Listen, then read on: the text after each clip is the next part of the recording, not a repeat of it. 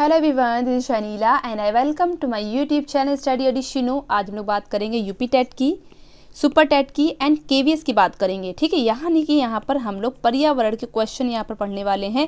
ठीक है, पर्यावरण के क्वेश्चन आंसर हम लोग यहाँ पर देखेंगे, ऑब्जेक्टिव क्वेश्चन देखेंगे और उससे रिलेटेड जितने भी आपके पॉइंट बन रहे होंगे तो वो सब चीज़ें यहाँ पर डिस्कस करेंगे। ठीक है, ये हमारी क्या है, क्लास 1 है, यानी कि यूपी टेट, सुपर टेट और केवीएस की क्लास पहली क्लास है और इस पहली क्लास को बहुत ही हम लोग शानदार तरीके से करने वाले हैं। लेकिन आप समझ लीजिए, मैं थोड़ा सा बता देती हूँ कि देखिए, जिनका यूपी टेट क्लियर नहीं है तो वो अभी तक कन्फ्यूजन में ये होंगे कि वो यूपी टेट की प्रेपरेशन करे या सुपर टेट की प्रेपरेशन करे। तो देखिए, अगर आपका यूपी टेट क्लियर नहीं है तो आप अपनी सुपर टेट की प्रेपरेशन करिए। सुपर टेट की जब आप प्रेपरेशन करेंगे तो आपका यहाँ पर यूपी टेट के सारे जो सब्जेक्ट्स आपको मिल जाएंगे, सारे सब्जेक्ट्स यहाँ पर मिलेंगे। और उसमें जैसे कि आपको पता है, यूपी टेट में हिंदी पूछी जाती है तो इसमें भी हिंदी पूछी जाती है। यूपी टेट में पर्यावरण पूछा जाता है, सुपर टेट में पर्यावरण पूछा जाता है। यूपी टेट में इंग्लिश पूछी जाती है, सुपर टेट में भी इंग्लिश पूछी जाती है। यूपी टेट में हिंदी पूछी जाती है, सुपर टेट में भी हिंदी पूछी जाती है। ठीक है, यूपी टेट में संस्कृत पूछी जाती है, सुपर टेट में भी संस्कृत पूछी जाती है। तो सारे ही आपको पोर्शन जो है, यानी कि ये तीनों ही जो है आपके एक दूसरे से रिलेटेड हैं। केवीएस में आपका संस्कृत नहीं पूछा जाता है, लेकिन आपका super TET and UP TET दोनों में संस्कृत पूछा जाता है। हालांकि यूपी टेट में चॉइस होती है इंग्लिश, उर्दू और संस्कृत में से आप तीनों में से एक ले सकते हैं। लेकिन सुपर टेट में आपकी कोई चॉइस नहीं होती है, आपको संस्कृत जो है अनिवार्य है। वहाँ पर संस्कृत भी आपको आनी चाहिए, हिंदी भी आपको आनी चाहिए एंड इंग्लिश भी आपको आनी चाहिए। ठीक है, तो आपको पता है सुपर टेट में लगभग 17-18 जो है सब्जेक्ट्स पूछे जाते हैं। ठीक है, तो यहाँ पर मैंने आपको क्लियर कर दिया कि अगर आपका यूपी टेट क्लियर ना हो तो आप सुपर टेट करिए। सुपर टेट के हिसाब से ही आपका यूपी टेट सारा जो है क्लियर हो जाएगा और आपका लेवल भी लगभग सेम रहता है, UP TET, super TET, KVS का। लेकिन केवीएस में जो क्वेश्चन पूछे जाते हैं थोड़े से इसका लेवल ऊपर रहता है, यानी कि केवीएस के जो क्वेश्चन होते हैं वो थोड़े से डिफिकल्ट क्वेश्चन होते हैं। ठीक है, तो इस तरीके से हम लोग करेंगे जो आपका सुपर टेट और केवीएस दोनों का लेवल चले और क्वेश्चन को हम लोग ईजी से थोड़ा सा डिफिकल्ट लेवल में ले जाएंगे। और जब डिटेल वीडियोज़ करेंगे तो उसमें भी हम लोग क्या है, बेसिक से जो है थोड़ा सा स्टैंडर्ड में ले जाएंगे, जिसमें कि आपका जो है केवीएस की भी प्रेपरेशन हो जाए। देखिए, स्टार्टिंग में मैं थोड़ी सी चीज़ें बोलती हूँ, 2-3 मिनट आपके मैं लेती हूँ। तो ये उनके लिए होता है जो हमारे न्यू सब्सक्राइबर हैं, जिनको नहीं पता है किस तरीके से यहाँ पर क्लासेस चलती हैं, तो उनके लिए होता है। और जो हमारे पुराने सब्सक्राइबर हैं तो वो क्या किया करें, 2-3 मिनट जो है वीडियो को स्किप कर दिया करें, जिससे उनका टाइम बच जाएगा। क्योंकि 1-2 कमेंट आ रहे थे कि मैम थोड़ा सा जल्दी कर दिया करिए। तो देखिए, 2-3 मिनट लेना ज़रूरी हो जाता है मेरे लिए, क्योंकि नए सब्सक्राइबर उनको बताना बहुत ज़रूरी होता है। तो आप पुराने हैं तो आपको पता है, तो आप 2-3 मिनट जो है वीडियो को स्किप कर दिया करिए। ठीक है, तो आपका भी काम बन जाएगा और मेरा भी काम बन जाएगा। ठीक है, तो क्वेश्चन को स्टार्ट करते हैं। हाँ, क्वेश्चन के बीच में मैं इधर उधर की बातें नहीं करती, आपको अच्छी तरीके से पता है। क्वेश्चन को स्टार्ट करते हैं। पारिस्थितिकी निम्नलिखित के बीच पारस्परिक संबंधों का अध्ययन है।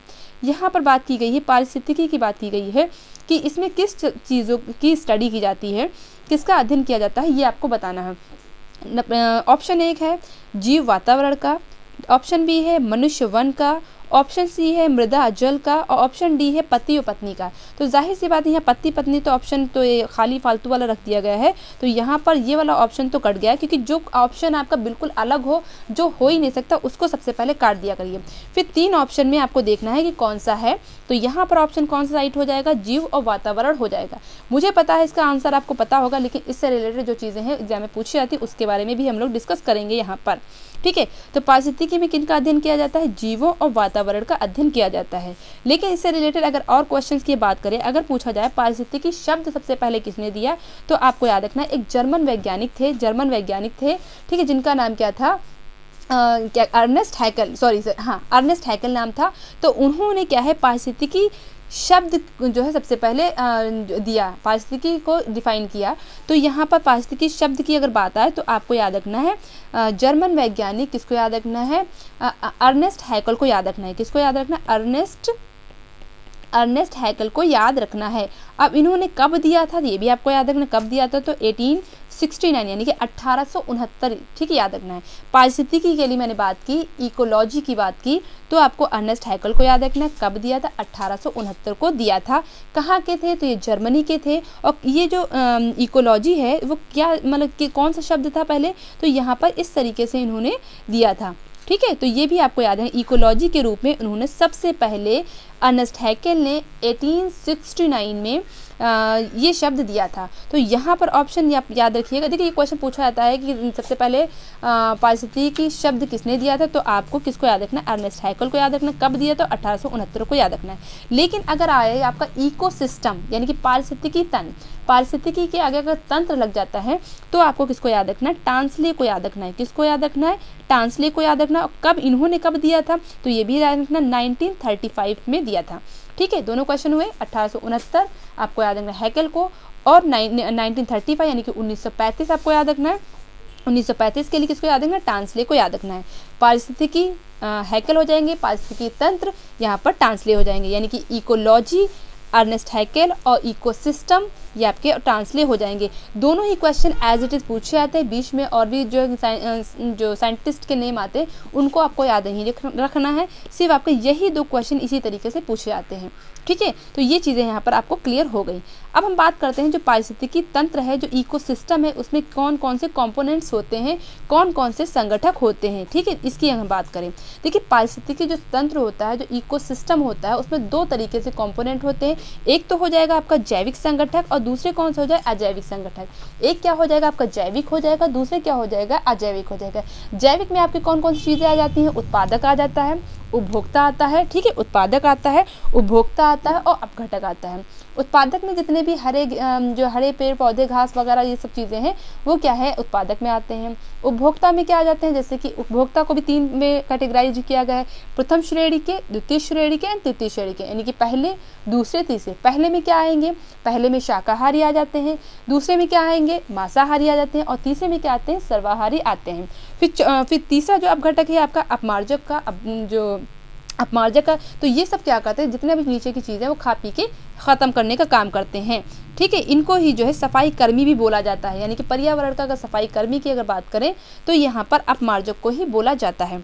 ठीक है, फिर दूसरा क्या है, अजैविक घटक, यानी कि जैविक घटक को 3 में हम लोग ने डिवाइड कर लिया, उत्पादक, उपभोक्ता और अपघटक हो गया। अजैविक की बात करें तो इसमें कार्बनिक आ जाएगा, अकार्बनिक आ जाएगा और भौतिक आ जाएगा। कार्बनिक में क्या क्या है, जल हो जाएगा, लवण हो जाएगा, गैस हो जाएगा। ठीक है, कार्बनिक में क्या क्या हो जाएगा, जल हो जाएगा, लवण होगा, ठीक है, और क्या हो जाएंगे, गैसेस हो जाएंगी यहाँ पर कार्बनिक में। अकार्बनिक की बात करें तो यहाँ पर प्रोटीन आपको याद रखना है, प्रोटीन हो जाएगा, कार्बोहाइड्रेट हो जाएगा। ठीक है, यानी कि आपको जो कार्ब्स हैं उनको याद रखना है। लिपिड भी आपका इसमें ही आएगा, लिपिड आ जाएगा, यूरिया आएगा, तो ये सारी चीज़ें अकार्बनिक में आ जाएंगी, ह्यूमस भी इसी में आएगा। भौतिक में बात करें तो ऊर्जा, प्रकाश, ताप, ये सब क्या है, वायु, ये सब क्या है, भौतिक में आ जाएगा। तो इकोसिस्टम में हम लोगों ने ये सब चीज़ें यहाँ पर देखी, और जितने भी ये चीज़ें मैंने पॉइंट आउट किया है, जितने भी मैंने हाईलाइट चीज़ें की हैं, जितने भी मैंने बोला है, वो सारे ही question as it is exam में पूछे जाते हैं। आप प्रीवियस ईयर से क्वेश्चन उठा के देखिएगा, आपको वहाँ पर क्वेश्चन ज़रूर मिलेंगे। ठीक है, यहाँ पर जब हम लोग डिटेल वीडियोस करेंगे, यानी कि डिटेल वीडियोस को स्टार्ट करेंगे पारिस्थितिकी तंत्र में, ठीक है, तो आपको इससे रिलेटेड और भी मैं चीज़ें बताऊँगी। ठीक है, फिर यहाँ पर नेक्स्ट क्वेश्चन की अगर बात करें, दूसरा क्वेश्चन क्या है हमारा, पारिस्थितिकी तंत्र की संकल्पना को प्रस्तावित किया। अब यहाँ पर तंत्र की बात हो गई, मैंने अभी आपको डिस्कस किया, अभी आपको सारी चीज़ें मैंने बताई। यहाँ पर ऑप्शन देख लेते हैं, जी टेलर हो जाएगा, ई हंगिस्टन हो जाएगा, या स्टोडर्ट हो जाएगा, या टांसले हो जाएगा। तो जाहिर सी बात है जहाँ पर तंत्र आ जाए वहाँ पर टांसले को याद रखना है। ठीक है, नेक्स्ट क्वेश्चन हमारा है, किस प्रकार के प्रदूषण से बचाव के लिए ग्रीन मफलर का यूज़ किया जाता है। तो यहाँ पर ग्रीन मफलर की बात हो रही है। देखिए ग्रीन मफलर होता क्या है, पहले तो ये सबसे पहले आपको पता होना चाहिए। तो आप देखते होंगे जो रोड है, यानी कि जब सड़क पे देखते होंगे, रोड पे देखते होंगे, जहाँ पर बहुत ज़्यादा ट्रैफिक होता है, जहाँ पर बहुत ज़्यादा शोर शराबा होता है, तो वहाँ पर क्या होता है, डिवाइडर पर पेड़ पौधे लगाए जाते हैं या रोड के आसपास लगाए जाते हैं, तो उन्हीं को बोलते हैं ग्रीन मफलर बोलते हैं। यानी कि जो पेड़ हरे हरे जो पौधे लगाए जाते हैं, छोटे होते थोड़े से हरे पौधे लगाए जाते हैं, या तो डिवाइडर पर लगाए जाते हैं, ठीक है, या तो रोड के आसपास लगाए जाते हैं। तो उनका काम क्या होता है, वायु को रोकने का, जल को रोकने का, मृदा को रोकने का, या ध्वनि को रोकने का। तो जाहिर सी बात है इनका काम होता है ध्वनि यानी कि शोर शराबे को रोकना, क्योंकि आपको पता है ये मोटर गाड़ी वगैरह की वजह से बहुत ज़्यादा नॉइज़ पॉल्यूशन होता है। उस नॉइज़ पॉल्यूशन को कम करने की वजह से यहाँ पर ग्रीन मफलर का यूज़ किया जाता है, जिनका काम क्या होता है, शोर शराबे को थोड़ा सा कम करना। वो जो पेड़ ऐसे होते हैं वो शोर को क्या कर लेते हैं, नॉइज़ को क्या कर लेते हैं, अपने में एब्जर्व कर लेते हैं। ठीक है, तो इस तरीके से यहाँ पर ग्रीन मफलर से रिलेटेड हम लोगों ने चीज़ें देख ली। यहाँ पर सर्दियों वाला जो मफलर होता है तो उसकी बात नहीं हो रही है, ठीक है। तो ग्रीन मफलर आपको क्लियर हो गया। देखिए अगर डायरेक्ट क्वेश्चन बता दिया जाएगा तो आपको वो क्वेश्चन याद नहीं रहेगा, इसीलिए थोड़ा सा डिस्कशन में कर लेती हूँ जिससे चीज़ें आपको याद भी रहें। वीडियो को देखते ही आपको चीज़ें याद होनी चाहिए, क्योंकि इतने ज़्यादा टॉपिक हैं, इतने ज़्यादा सुपर टेट में टॉपिक हैं, आप रिवीजन कहाँ तक करेंगे। तो आपको चीज़ें वहीं पर क्लियर आउट करनी है, बिल्कुल वहीं पर खाया पिया ख़त्म करिए, ठीक है। निम्नलिखित में से कौन सी हरित गृह गैस है ये आपको बताना है। कौन सी जो गैस है जो ग्रीन हाउस गैस है ये आपको बताना है, ठीक है। अब देखिए जो ग्रीन हाउस गैस है, ठीक है, जो ग्रीन हाउस गैस की अगर बात करें तो यहाँ पर कौन सा ऑप्शन राइट हो जाएगा। यहाँ पर कार्बन डाइऑक्साइड हो जाएगा, मीथेन हो जाएगा, नाइट्रस हो जाएगा या नाइट्रोजन हो जाएगा। तो यहाँ पर बताना कौन सा नहीं है, तो कार्बन डाइऑक्साइड, मीथेन या नाइट्रस ऑक्साइड या नाइट्रोजन। तो यहाँ पर जो क्वेश्चन है वो नेगेटिव क्वेश्चन है, जो बताना है नहीं है। तो यहाँ पर नाइट्रोजन ऑप्शन क्या हो जाएगा, वो यहाँ पर सही हो जाएगा, क्योंकि यहाँ पर जो है ग्रीन हाउस गैस में नाइट्रोजन गैस नहीं आती। अब बात आती है कि ग्रीन हाउस गैस में आती कौन सी गैस है, ठीक है, जाहिर सी बात है आती कौन सी है। तो यहाँ पर कार्बन डाइऑक्साइड तो आपका ऑप्शन में ही दिया है, मीथेन भी दिया है, नाइट्रस भी दिया है, ये तो आपको पता चल गया। सबसे ज़्यादा की अगर हम बात करें तो आपको याद रखना है जलवाष्प को याद रखना है, ठीक है, जलवाष्प को याद रखना है। फिर आपको याद रखना है कार्बन डाइऑक्साइड यानी कि CO2 को याद रखना है। फिर आपको याद रखना है CH4 यानी कि मीथेन को याद रखना है। फिर आपको याद रखना है N2O यानी कि नाइट्रस ऑक्साइड को याद रखना है। फिर आपको CFC यानी कि क्लोरोफ्लोरोकार्बन को याद रखना है, ठीक है। तो जलवाष्प, कार्बन डाइऑक्साइड, CH4 यानी कि मीथेन, N2O यानी कि नाइट्रस ऑक्साइड, CFC मतलब क्लोरोफ्लोरोकार्बन। तो ये सारी चीज़ें कौन सी ग्रीन हाउस गैसेस जो है ये हैं, ठीक है। अगर बात, हाँ ये भी आपको पता होना चाहिए कि जो ग्रीन हाउस ये होते कैसे, तो ये शीशे के मतलब बॉक्स के जैसे होते हैं, वहाँ पर होते हैं, मतलब उस तरीके से होते हैं। ये यहाँ पर क्या इसमें किया क्या जाता है, यहाँ पर खेती वगैरह की जाती है। तो ठंडे इलाके में देखा होगा, जाहिर सी बात, जहाँ ठंडा इलाका होता है तो वहाँ पर जाहिर सी बात है जो प्रकाश की जो किरणें होती है यानी कि जो धूप होती है वो वहाँ पर चीज़ें नहीं मिल पाती है, जिसकी वजह से क्या है खेती करने में दिक्कत आती है। इसीलिए वहाँ पर ग्रीन हाउस का जो है ग्रीन हाउस की पद्धति अपनाई जाती है। और ये जो शीशे का होता है इसमें क्या होता है, टेम्परेचर को क्या रखता है, बनाए रखता है। यानी कि बाहर का टेम्परेचर जो है मतलब बाहर क्या होगा, ठंडा होगा और अंदर क्या होगा, गर्म होगा। तो उसी के अंदर खेती वगैरह की जाती है। लेकिन जब हम पर्यावरण से छेड़छाड़ करते हैं तो वो चीज़ें हमें क्या है, नुकसान भी देती हैं। इसीलिए ये सारी चीज़ें, इसी वजह से ग्लोबल वार्मिंग वगैरह होती जा रही है, यानी कि जो आपका वायुमंडल आपको बहुत ज़्यादा गर्म होता जा रहा है। तो रीज़न आपका यही है। तो बहुत सी चीज़ें हम लोगों ने प्रकृति के साथ छेड़छाड़ जो की है तो उसका ही नतीजा हम लोग को भुगतना पड़ रहा है। तो ग्रीन हाउस की अगर बात करें तो आपको याद रखना ये शीशे नुमा जो है चीज़ें होती हैं। और इसमें क्या है, खेती वगैरह के लिए यूज़ होता है। कहाँ होता है, ठंडे प्रदेशों में होता है, जहाँ पर धूप वगैरह बहुत ज़्यादा नहीं मिल पाती, वहाँ पर इस तरीके से खेती की जाती है, ठीक है। तो यहाँ पर ये सब चीज़ें हम लोगों ने क्लियर कर ली। क्वेश्चन नंबर 5 की अगर हम चलें, क्वेश्चन नंबर 5 हमारा है, मानव की कौन सी क्रिया जलवायु से सर्वाधिक प्रभावित होती है। यानी कि कौन सी जो क्रिया है तो सबसे ज़्यादा जलवायु से प्रभावित होती है। मत्स्य यानी कि मछली, खनन, खुदाई, निर्माण या कृषि। तो यहाँ पर ऑप्शन कौन सा सही हो जाएगा, तो यहाँ पर ऑप्शन कृषि सही हो जाएगा। सबसे ज़्यादा यहाँ पर आपको कृषि के लिए याद रखना है, ठीक है। तो सबसे ज़्यादा प्रभावित कौन सी हो जाएगी, कृषि, आपकी एग्रीकल्चर यहाँ पर आपकी प्रभावित होगी। क्वेश्चन नंबर 6 की अगर बात करें, यहाँ पर चमगादड़ से रिलेटेड दिया हुआ। चमगादड़ को इंग्लिश में क्या बोलते हैं, बैट बोलते हैं, ठीक है। बैट मीन्स चमगादड़, ठीक है। तो उड़ता है, हाँ पूछा गया चमगादड़ क्या है, एक स्तनधारी है, यानी चमगादड़ एक मैमल है। क्यों मैमल है, इसको क्यों मैमल की कैटेगरी में रखा गया है, ठीक है, क्योंकि जाहिर सी बात है पक्षी है लेकिन फिर भी इसको मैमल की कैटेगरी में रखा गया। क्यों रखा गया, तो ये क्या है, एक स्तनधारी है, एक मैमल है। क्यों उड़ता है, इस वजह से, रात्रिचर है इस वजह से, शाकाहारी इस वजह से, या बच्चे देता है। तो मैमल की जो है कुछ फीचर्स बताए गए हैं। जो मैमल्स होते हैं वो क्या है, बच्चे देते हैं, उनके शरीर पर रोए होते हैं। तो इस तरीके से चमगादड़ जो है, जितने भी पक्षी हैं वो क्या है, अंडे देते हैं, लेकिन जो चमगादड़ है वो क्या है, बच्चे देता है, जिसकी वजह से वो किस में आता है, वो मैमल्स में आता है, स्तनधारी में आता है, ठीक है। तो इस तरीके से आपको याद रखना है। जैसे कि आपकी जो डॉल्फिन है या आपकी वेल मछली है तो वो भी आपकी किस में आती है, वो भी आपकी मैमल्स में आती है, ठीक है। यानी कि वो मछली में नहीं आती बल्कि किस में आती है, मैमल्स यानी कि स्तनधारी में आती है। तो ये भी सब क्वेश्चन एग्जाम में पूछे जाते हैं, तो ये भी सब आपको याद रखना है। नेक्स्ट क्वेश्चन है यहाँ पर, क्वेश्चन नंबर 7 की बात करें, ग्रीन वॉश, ठीक है। यहाँ पर बात हो रही है ग्रीन वॉश की बात हो रही है, ठीक है। तो ग्रीन वॉश क्या है आपको ये बताना है, ग्रीन वॉश क्या है। झूम कृषि की प्रोन्नति, नदी जल का शुद्धिकरण, हरियाली हटाना या पर्यावरण संरक्षण का झूठा वादा। ठीक है, तो यहाँ पर कौन सा ऑप्शन राइट होगा ये आपको बताना है। Which one is the right answer of this question. तो कौन सा हो जाएगा, तो यहाँ पर ऑप्शन नंबर 4 यानी कि पर्यावरण संरक्षण का झूठा वादा, ये आपका ऑप्शन राइट हो जाएगा। इसमें होता क्या है, ग्रीन वॉश में क्या होता है, देखा है आपने जब इलेक्शन होने वाले होते हैं तो नेताजी वगैरह जो क्या करते हैं, लंबे चौड़े जो है भाषण देते हैं कि ये करेंगे ये करेंगे ये करेंगे, और जैसे इलेक्शन जीत जाते हैं उसके बाद होता तो कुछ नहीं। जैसे कि सभी मतलब सारी सरकार की मैं बात कर रही हूँ या पर्टिकुलर किसी सरकार की मैं बात नहीं कर रही हूँ। ठीक है, जब भी इलेक्शन होने वाले होते बहुत सारे वादे होते हैं, लेकिन वो वादे कितने कंप्लीट होते हैं वो तो आपको पता ही है। तो उसी तरीके ग्रीन वॉश में क्या होता है, इसमें भी क्या होता है, पर्यावरण संरक्षण से ऐसा करेंगे ये करेंगे जिससे हमारा वायुमंडल अच्छा होगा, ये होगा, मतलब सारे जो है नीति वगैरह बनाई जाती हैं। ठीक है, यानी कि सारे प्लानिंग करी जाती है, योजनाएं बनाई जाती हैं, मतलब लेकिन होता कुछ नहीं। तो झूठे जो वादे करना दूसरों को लुभाने के लिए, वो क्या होता है, ग्रीन वॉश होता है। इसमें होता क्या, पर्यावरण संरक्षण का झूठा वादा किया जाता है। ठीक है, तो ये सारी चीज़ें, अब ये क्वेश्चन देखिए अगर आपने पढ़ा नहीं होता तो आप क्वेश्चन ये ज़रूर गलत करते, और लेकिन ये क्वेश्चन पूछा गया है तो आपको इसको याद रखना है, आपके भी एग्जाम में पूछा जा सकता है।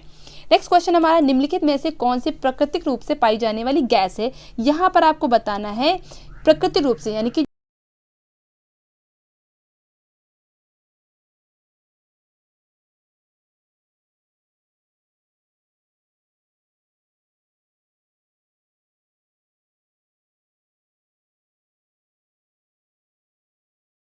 कार्बन डाइऑक्साइड हो जाएगा, मीथेन हो जाएगा, नाइट्रस ऑक्साइड हो जाएगा और क्लोरोफ्लोरोकार्बन हो जाएगा, यानी कि ये मेन गैसेज हैं। ठीक है, इसके अलावा भी गैसेज हैं, तो ये मेन गैसेज है। तो यहाँ पर बताना प्राकृतिक रूप से पाई जाने वाली गैस कौन सी हो जाएगी, तो यहाँ पर ऑप्शन कौन सा राइट हो जाएगा, तो यहाँ पर मीथेन आपका राइट हो जाएगा, यानी कि CH4 को आपको याद रखना है। ठीक है, तो CH4 को आपको याद रखना है।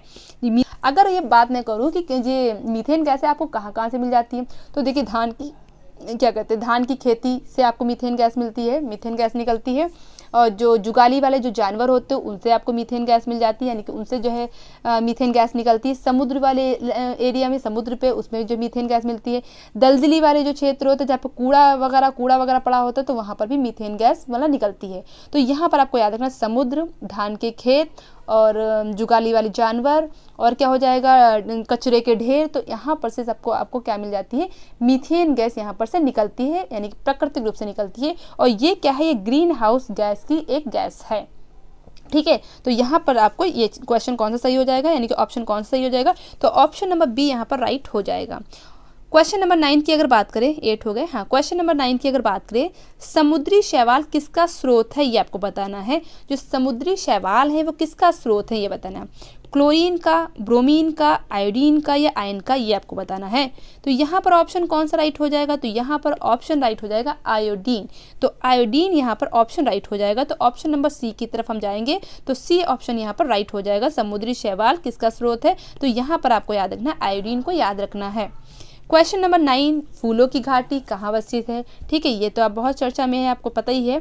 ठीक है, अभी मैं बताऊंगी कि पता क्या, केरल में है, जम्मू कश्मीर में है, उत्तराखंड में या हिमाचल प्रदेश में है। तो आपको किसको याद रखना है, तो यहाँ पर आपको उत्तराखंड को याद रखना है। उत्तराखंड में कहाँ, चमोली में है। ठीक है, उत्तराखंड की अगर बात करें तो चमोली में है। ठीक है, यहाँ पर मैंने इसलिए कहा था चर्चा में क्योंकि उत्तराखंड में आपको पता है ग्लेशियर के फटने की वजह से तबाही आई है, बहुत ज़्यादा नुकसान हुआ है, लोगों का जान मान की हानि हुई है। तो उत्तराखंड में जो ग्लेशियर फटने की वजह से, इसीलिए मैंने कहा, तो आप इस तरीके से याद रख सकते हैं। तो आपका फूलों की घाटी तो कहाँ हो जाएगी, चमोली कहाँ है, उत्तराखंड में है। ठीक है, तो इस तरीके से यहाँ पर आप देख सकते हैं उत्तराखंड में क्या क्या चीज़ें हुई हैं। अब यहाँ पर अगर बात करें जो यहाँ पर दे रखे हैं, तो यहाँ पर इसकी हम लोग कैपिटल भी देख लेते हैं, क्योंकि एग्जाम में कैपिटल भी पूछी जाती है कि किसकी कौन सी कैपिटल है, कैपिटल से रिलेटेड भी क्वेश्चन पूछे जाते हैं। अगर हम केरल की बात करें तो केरल की कैपिटल क्या हो जाएगी, तिरुवनंतपुरम। अगर हम जम्मू कश्मीर की बात करें तो इसकी कैपिटल क्या हो जाएगी, श्रीनगर, आपको पता ही होगा। उत्तराखंड की बात करें तो इसकी क्या हो जाएगी, देहरादून। और हिमाचल प्रदेश की उत्तराखंड की बात करें, हाँ, उत्तराखंड की बात करें तो देहरादून हो जाएगी। हिमाचल प्रदेश की बात करें तो शिमला हो जाएगी। फिर से सुनिए, केरल की तिरुवनंतपुरम, जम्मू कश्मीर की क्या हो जाएगी, श्रीनगर, उत्तराखंड की क्या हो जाएगी, देहरादून, और हिमाचल प्रदेश की क्या हो जाएगी, शिमला हो जाएगी। ये सारी कैपिटल्स भी आपको अच्छे से याद रखनी है। नेक्स्ट हमारा है भारत राष्ट्रीय विज्ञान दिवस। आपको बताना है भारत का राष्ट्रीय विज्ञान दिवस बताना है। भारतीय राष्ट्रीय विज्ञान दिवस आपको बताना है कब होता है, 5 जून को, 22 दिसंबर को, 28 फरवरी को या 30 जनवरी को आपको बताना है। ठीक है, अब देखिए यहाँ पर याद करने का तरीका क्या होगा। देखिए विज्ञान क्या है, विज्ञान जब से हमारी लाइफ में विज्ञान आया है तो उससे क्या है, हम लोग चीज़ों को तर्क वितर्क से समझने लगे हैं, चीज़ों को फैक्ट के हिसाब से समझते हैं। क्योंकि उससे पहले क्या होता था कि हम लोग अंधविश्वास में जीते थे। अंधविश्वास मतलब बिल्ली ने रास्ता काट लिया तो हम लोग परेशान हो गए, ठीक है, मतलब कुत्ते बोल रहे हैं तो परेशान हो गए। तो कहने का सेंस ये, पहले हम लोग क्या अंधविश्वास पे ज़्यादा मतलब जो है अंधविश्वासी थे, एक तरीके से कह सकते हैं। लेकिन जब से साइंस आया तो हम लोग चीज़ों को क्या है, बहुत ही साइंटिफिकली चीज़ों को समझते हैं, तर्क से, दिमाग से सोचते हैं कि ये जो चीज़ें जो बोली जा रही हैं ये सही है भी कि नहीं है भी। ठीक, पहले होता क्या था, धर्म की चीज़ें ले लेके तो उसमें लोगों को डराया जाता था कि आप ऐसा करोगे तो ये होगा, ऐसा करोगे तो ये होगा। लेकिन फिर क्या होता है, जब साइंस आती है तो साइंस के जरिए चीज़ों को हम लोग क्या, बल्कि देखा जाए धर्म को साइंस से भी रिलेट करके जो चीज़ों को हम लोग समझते हैं। ठीक है, तो इस तरीके कहने का मेरा सीधा सेंस ये है कि साइंस के आने की वजह से इंसान में सोचने मतलब सोच करके वो काम करता है। ठीक है, तो देखिए साइंस इस तरीके से क्या हो गया कि स्पेशल सब्जेक्ट हो गया, साइंस क्या हो गया, स्पेशल सब्जेक्ट हो गया। तो इसी तरीके से ईयर में कौन सा स्पेशल मंथ होता है तो फरवरी हो जाएगा, फरवरी हो जाएगा। क्यों? क्योंकि सारे मंथ में या तो 30 दिन होते हैं या तो 31 दिन होते हैं, लेकिन फरवरी ही एक ऐसा मंथ है जिसमें 28 और 29 जो है दिन होते हैं। ठीक है, तो यहाँ पर मैंने याद करने का तरीका बताया। ये तो सबको पता है कि फरवरी में 28-29 जो है दिन होते हैं और 30-31 ये सबको पता है, मुझे पता है। ठीक है, लेकिन यहाँ पर मैंने इसलिए इतनी ज़्यादा राम कथा बताई कि आपको चीज़ें यहाँ पर याद हो जाएं कि राष्ट्रीय विज्ञान दिवस कब होता है, 28 फरवरी को होता है। 5 जून को आपको पता पर्यावरण दिवस होता है, तो आपको ये याद ही होगा। तो 5 जून के लिए अगर आए तो आपको पर्यावरण याद रखना है। नेक्स्ट हम बात करते हैं, क्वेश्चन नंबर 12 हमारा है, वर्षा की मात्रा निर्भर करती है, यानी कि बारिश किस पे डिपेंड होती है, हवा के दाब पर, वायुमंडल में नमी पर, या जलचक्र पे, या तापक्रम पर। तो ये आपको बताना है कि किस पे डिपेंड होती है। ठीक है, तो एक एक चीज़ आपको चीज़ें समझिए तो आपको चीज़ें बिल्कुल समझ में आने वाली हैं। तो यहाँ पर कौन सा ऑप्शन सही हो जाएगा, तो ऑप्शन नंबर बी, यानी कि आपको याद है वायुमंडल में नमी पर वर्षा जो है डिपेंड रहती है। सबसे ज़्यादा किस पे डिपेंड रहती है, वायुमंडल में नमी जो होती है उस पर क्या है, वर्षा की मात्रा निर्भर होती है, यानी कि वर्षा कितनी होगी। ठीक है, वर्षा की मात्रा मतलब कि वर्षा कितनी होगी, ज़्यादा बारिश होगी, कम बारिश होगी, तो यहाँ पर आपको वायुमंडल में नमी पर डिपेंड रहती है। फिर अगर बात करें WWF क्या है, यानी कि WWF की फुल फॉर्म क्या है, ये आपको बताना है।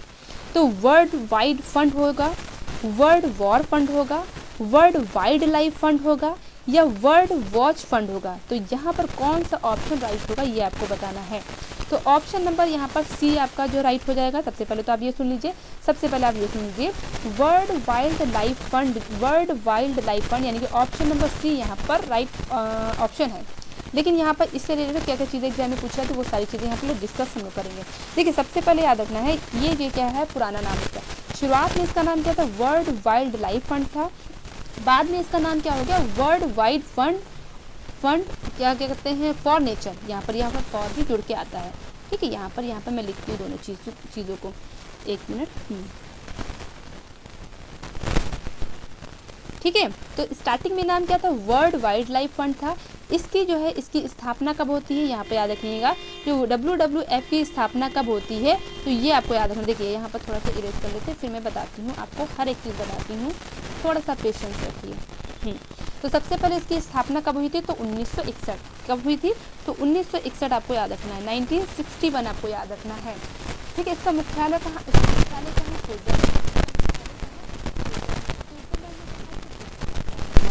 ठीक है, स्विट्जरलैंड में कहाँ है, तो आपको ग्लैंड याद रखना है। 1961 में स्विट्जरलैंड में इसका मुख्यालय, स्विट्जरलैंड में कहाँ है, तो ग्लैंड में इसका मुख्यालय है। ये क्या है, ये एक अंतर्राष्ट्रीय गैर सरकारी संगठन है। ठीक है, ये आपको याद रखना है, ये अंतर्राष्ट्रीय गैर सरकारी संगठन है।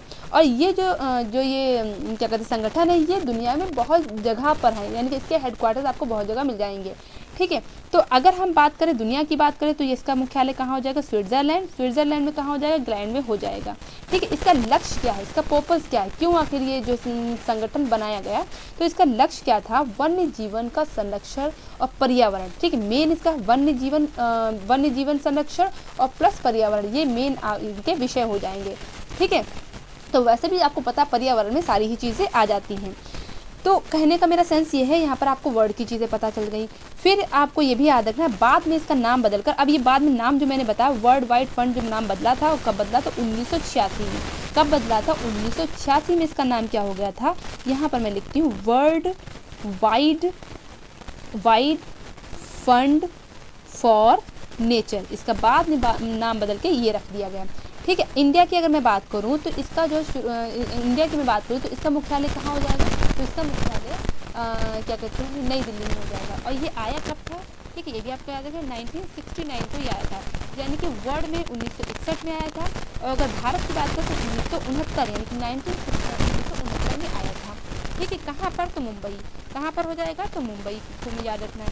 मुख्यालय कहाँ हो जाएगा आपका? मुख्यालय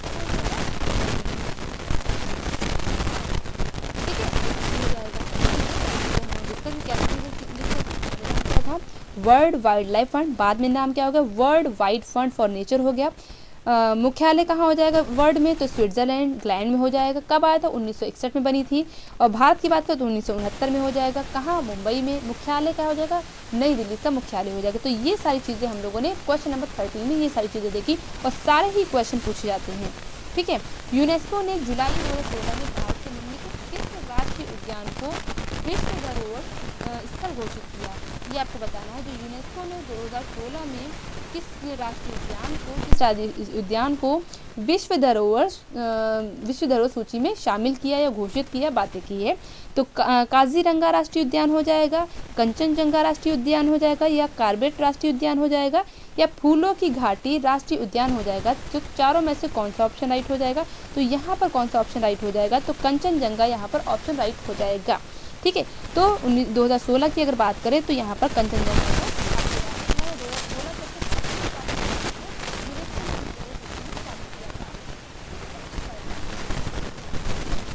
रखना है। तो कंचनजंगा राष्ट्रीय उद्यान जो है 2016 में यूनेस्को ने इसको विश्व धरोहर सूची में शामिल किया गया था।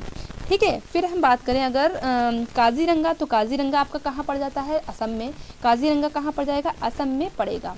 ठीक है, ये किस लिए फेमस है? ये किस लिए फेमस है? एक मिनट, असम कैसे लिखा? किस लिए फेमस है? तो ये एक सींग वाले गेंडे के लिए प्रसिद्ध है। ठीक है, एक सींग वाले गेंडे के लिए प्रसिद्ध है। कौन? असम में जो काजीरंगा राष्ट्रीय उद्यान है उसकी मैं बात कर रही हूँ। ठीक है, अगर मैं बात करूँ जो कंचनजंगा कहाँ पर है तो आपका सिक्किम में है। ठीक, कंचनजंगा कहाँ पर आपका? सिक्किम में है। और जिम कॉर्बेट की अगर मैं बात करूँ तो ये कहाँ पर पड़ जाएगा? आपका उत्तराखंड में पड़ेगा। ठीक, उत्तराखंड यहाँ पर याद रखना है।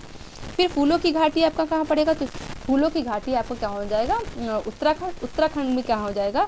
अरे क्या कहते हैं? चमोली। ठीक है, यहाँ पर क्या मैं बोल रही हूँ, ठीक है, ध्यान रखिएगा। फिर से मैं बोल रही हूँ, फूलों की घाटी आपका कहाँ पड़ेगा? उत्तराखंड में पड़ेगा। उत्तराखंड में कहाँ पर पड़ेगा? चमोली में पड़ेगा। ठीक है, वो मेरे थोड़ा सा दिमाग उधर चला गया। ठीक, फिर बात करते हैं सरिस्का राष्ट्रीय उद्यान अवस्थित है। सरिस्का राष्ट्रीय उद्यान कहाँ पर है ये आपको बताना है। पश्चिम बंगाल, गुजरात, राजस्थान, असम। ठीक है, तो ये कहाँ पर पड़ेगा सरिस्का राष्ट्रीय उद्यान? तो आपको बताना है कहाँ पर ये आपका हो जाएगा। तो यहाँ पर आपको राजस्थान के लिए याद रखना है। तो सरिस्का आपका कहाँ पड़ेगा? सरिस्का आपका पड़ेगा